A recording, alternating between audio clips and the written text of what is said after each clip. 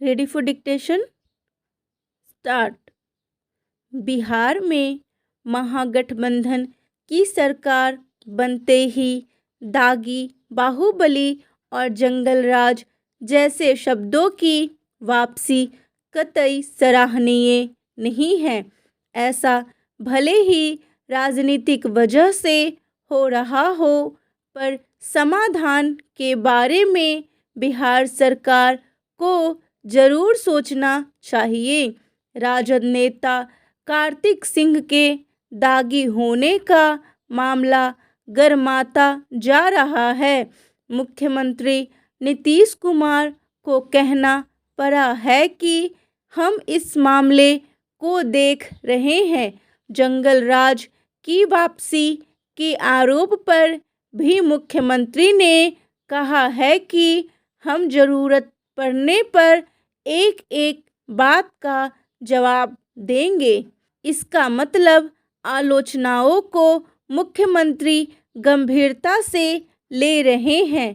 उप मुख्यमंत्री तेजस्वी यादव ने भी कार्तिक सिंह का सीधे बचाव करने के बजाय कहा है कि यह जांच का विषय है और हम कोर्ट का आदेश मानेंगे। वास्तव में लोगों की निगाह नई सरकार पर है और इस सरकार से लोगों को उम्मीदें भी बहुत ज़्यादा हैं। विवाद में आए कार्तिक कुमार अपहरण के एक मामले में अभियुक्त बनाए गए थे।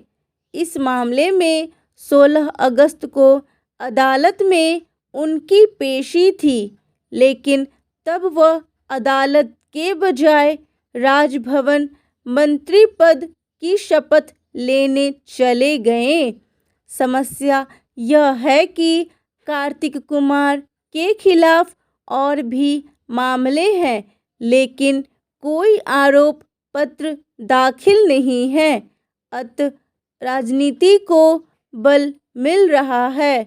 सत्ता में आकर खुद को आरोपों से बरी करने की कोशिश नई नहीं है, लेकिन बिहार में ऐसा कुछ सोचते हुए सावधान रहना चाहिए।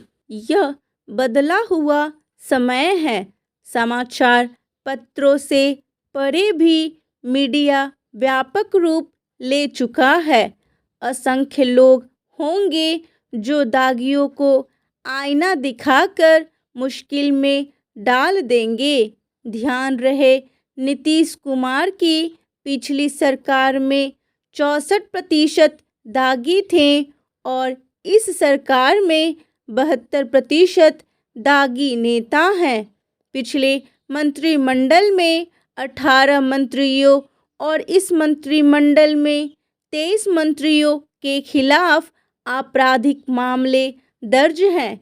इस सरकार को ध्यान रखना होगा कि अब एक मुखर राष्ट्रीय पार्टी भाजपा विपक्ष में है। जो सरकार बनी है उसे घेरने का भाजपा को हक है।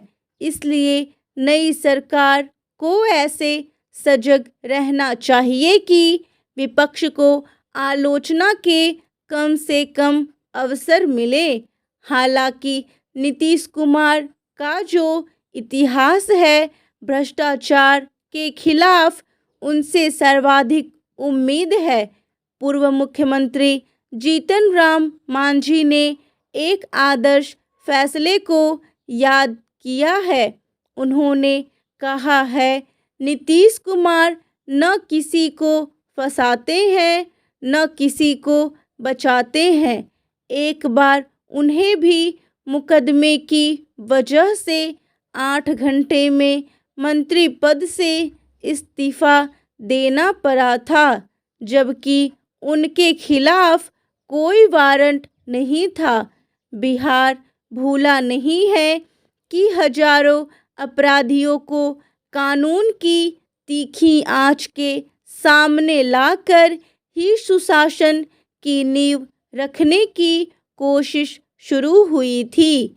अब शासन अगर दागियों के प्रति उदार हो जाए तो इसके तात्कालिक राजनीतिक लाभ भले हो पर दूरगामी रूप से सभी को कीमत चुकानी पड़ती है। एक दागी को हम आगे बढ़ाते हैं तो सभी दागी आगे आने को बेताब हो जाते हैं।